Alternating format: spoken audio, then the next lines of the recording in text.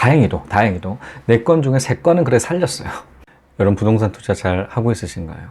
자, 부동산 투자 특히나 다주택자라고 하신다라면 굉장히 쇼킹한 뉴스 최근에 들으셨을 겁니다. 자, 지금 12월 한 20일이에요. 정확하게 12월 20일인데 12월 15일쯤 이렇게 하나둘씩 보도가 되기 시작합니다. 자, 어떤 뉴스 때문에 쇼킹했냐 라고 하신다면 자, 요 뉴스. 자, 취득세가 자, 6억 이하 같은 경우는 매매가 6억 이하 같은 경우는 1%대였는데 갑자기 4%대로 언제 올리냐? 1월 1일 날. 자, 지금 15일쯤에 이렇게 오픈이 됐어요. 자, 15일 날 오픈이 됐는데 15일밖에 안 남았습니다. 다주택자 혹시라도 잔금 1을 자 1월 이후에 할 계획을 가지시고 있으셨던 분 같은 경우는 자, 정말 끔찍한 뉴스죠. 자, 100만 원 냈던 거 400만 원 내야 된다라는 부분입니다. 자, 그런데 사실 이 정책 같은 경우는 이 단기간의 충격은 조금 있을 거다라고 생각을 하지만 장기적인 플랜으로 봤을 때는 그렇게 큰 영향은 없을 것 같다라는 생각 들어요. 왜 그러냐면 자, 부동산 폭등했던 자, 노무현 정권 때 그 당시까지만 하더라도 취득세가 4%였습니다. 자, 그런데 수도권, 서울 쪽 폭락했던 이명박 정권일 때 자, 특례법으로 자, 이 취득세를 2%대로 바꾸고요. 이를 1%대로 바꿉니다. 그게 지금까지 온 거예요. 이명박 정권일 때 취득세 1%로 그렇게 변환됐던 부분들이 지금까지 이어졌던 거였는데 문재인 정권에서는 4%를 1%대로 바꾼다라는 겁니다. 근데 여러분도 잘 아시겠지만 지금 뭐 정치권에서 여야 간의 갈등들이 굉장히 심하죠. 자, 근데 법의 개정 같은 경우는 여러분도 잘 아실 겁니다. 국회 입법사항으로 자, 국회 입법 같은 경우는 상임위를 거치고 매 최초 같은 경우는 10명의 국회의원이 동의를 해서 법안을 올리죠. 상임위를 통과를 하고 법사위를 통과를 해야지 국회에 올려집니다. 자, 국회에서 저 가반 의상에 해당되는 사람들이 찬성을 던졌을 때 자, 입법되는 거죠.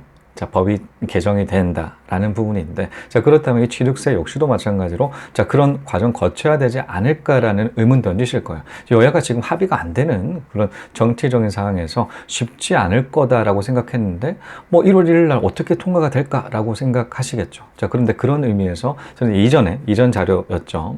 정부 규제책 왜 이렇게 자주 바뀌냐, 정권에 따라 왜 바뀌는지에 대해서 디테일하게 말씀드린 적이 있습니다.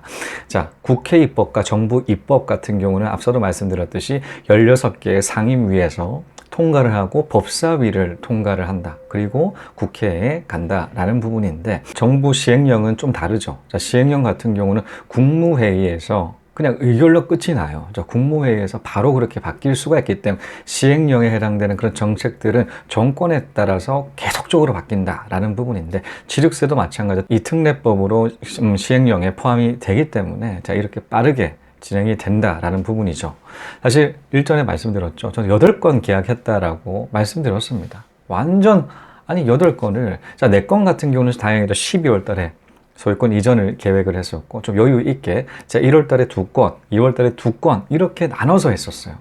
자, 나눠서 했는데 아니 12월 달 넘어간다라고 하게 되면 자, 100만 원 낼 걸 400만 원 내야 된단 말이죠. 300만 원만큼 증액을 해서 내야 돼요.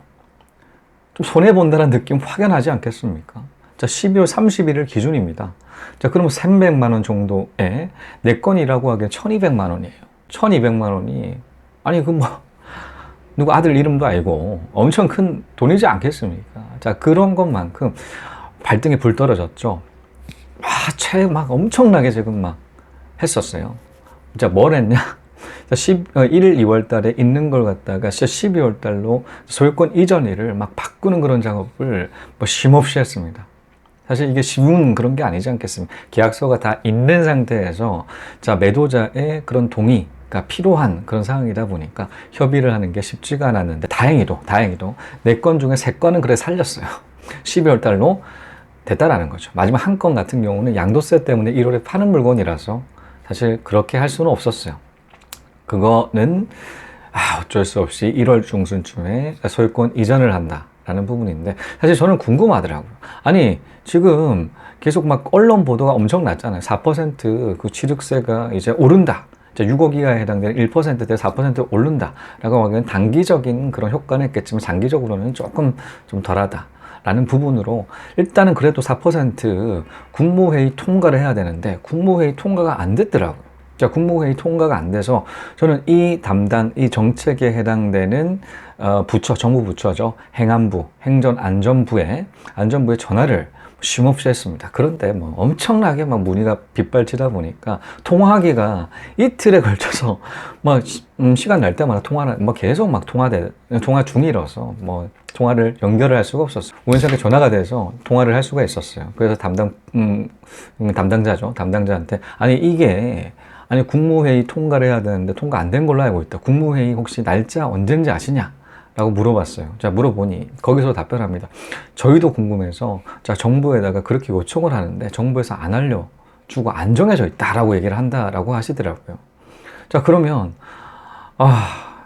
일단 이렇게 넋놓고 있을 수는 없죠. 이게 통과가 안 됐다고 하더라도 넋놓고 있을 수는 없지 않겠습니까? 가정을 해야죠. 통과된다라는 그 가정으로 빠르게 진행을 하게 된 것입니다. 이렇게 빠르게 진행해서 다행히도 한 3건은 살렸다. 한 건은 자, 이렇게 좀 아쉽게도 어쩔 수 없는 그런 상황이었기 때문에 혹시나 4%로 취득세가 올라간다고 하더라도 어쩔 수가 없는 그런 상황 맞이하게 된 것이죠. 자, 그뿐만이 아닙니다. 사실 이 물건들 대출로서 이제 월세로 세팅될 물건이에요. 자, 대출 받아야 되지 않겠습니까?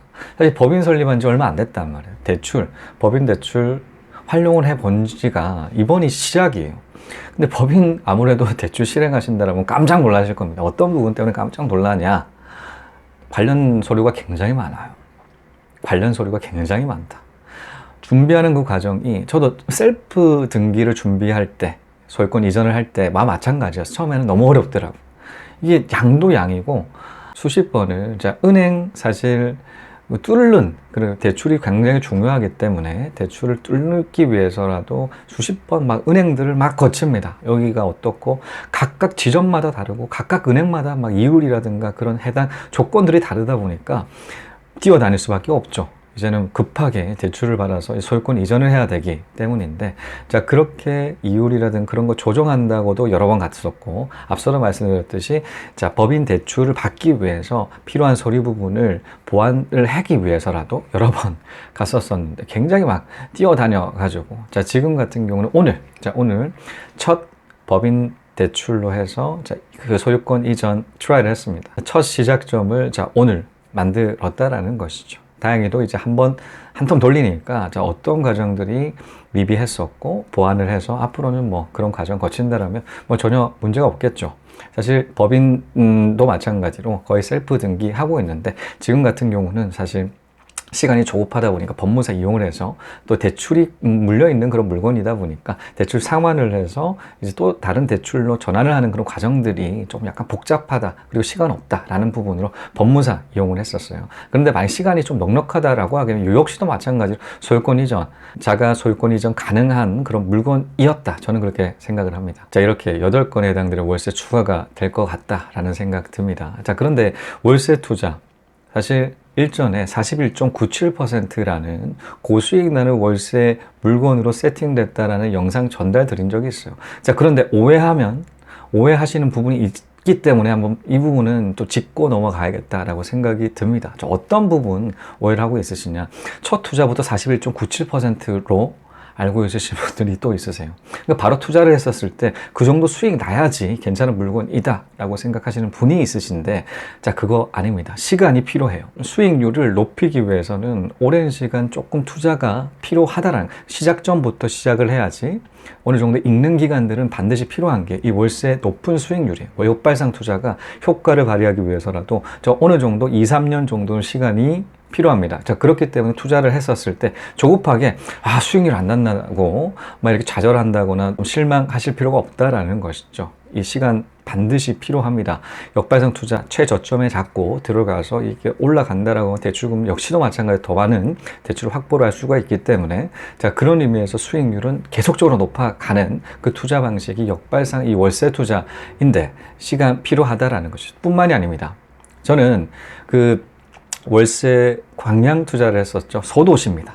자, 소도시. 자, 여러 번 말씀드렸죠. 자, 대도시에서 자, 소도시로 가면 갈수록 월세 수익률이 높아요. 월세 수익률이 높습니다. 대도시가 서울 투자해 보신다라고 하면 수익률 한번 계산해 보시죠. 자, 2%가 채 안 되는 대출 받는다고 하더라도 그런 물건들만 있어요. 매매가가 높다라는 부분이죠. 자, 그런 부분. 그러니까 대도시에 해당되는 그 물건들은 매매가가 높아요. 소도시에 비해서 높겠죠. 그러다 보니 수익률이 낮다라는 부분인데, 자, 대도시에서 소도시로 갈수록 월세 수익률은 높다. 그런데 이 주목도라든가 그런 상승률 같은 경우는 대도시가 사실은 좀 더 좋긴 하죠. 자, 지금 같은 경우는 대도시 역발상 투자 지점으로 잡고 있습니다. 자, 제 책에서도 공개됐던 그 장소, 그 위치, 그 도시에 열심히 투자를 하고 있죠. 그러니까 대도시이기 때문에 감안을 해서 투자를 하고 있다라는 거죠. 월세 수익률이 소도시만큼 그렇게 높지는 않다고 하더라도 어느 일정 수준이 된다라고 하기에는 투자를 하고 있다라는 것이 있습니다. 자, 이처럼 자, 취득세 갑자기 15일 있다가 아니 1%에서 4%, 3%만큼을 더 내야 된다라는 부분으로 굉장히 위기상이다라고 생각을 했었어요. 자, 위기상일수록 굉장히 침착해야 되지 않겠습니까? 유연한 대처, 유연한 행동들을 작용시키기 위해서라도 생각 끊임없이 해야 된다라는 부분입니다. 저는 그 행동을 자, 이 소유권 이전 일을 12월로 끌어당기기 위해서 굉장히 노력했다라는 부분입니다. 자, 그렇기 때문에 사실 첫 투자를 아직까지 못 하시는 부분들이 계시잖아요. 저 위험 사항이라든가 저 위기 사항에서 어떻게 대처를 해야 될지에 대해서 모르시기 때문에 좀 위험하다라고 생각하시는 분들이 또 계시죠. 자, 그런데 이처럼 유연한 그런 생각을 바탕으로 한다면 또 그게 위기 사항이 또 스무스하게 이렇게 넘어가는 그런 상황 겪으실 거거든요. 그 순간에는 좀 힘들어요. 자, 그런데 이 유연한 행동만 있다라고 하면 그런 위기가 아니다라는 것입니다. 자, 이를 염두에 두시고 투자 좀 빠르게 가져가시는 것도 괜찮겠다라는 생각 드네요. 자, 이것으로 망했습니다. 부동산 계약 8건 했는데 뭐 취득세 3배 더 내라고요. 는 여기까지였습니다. 시청해 주신 여러분 감사합니다. 다음 시간에 또 뵙겠습니다.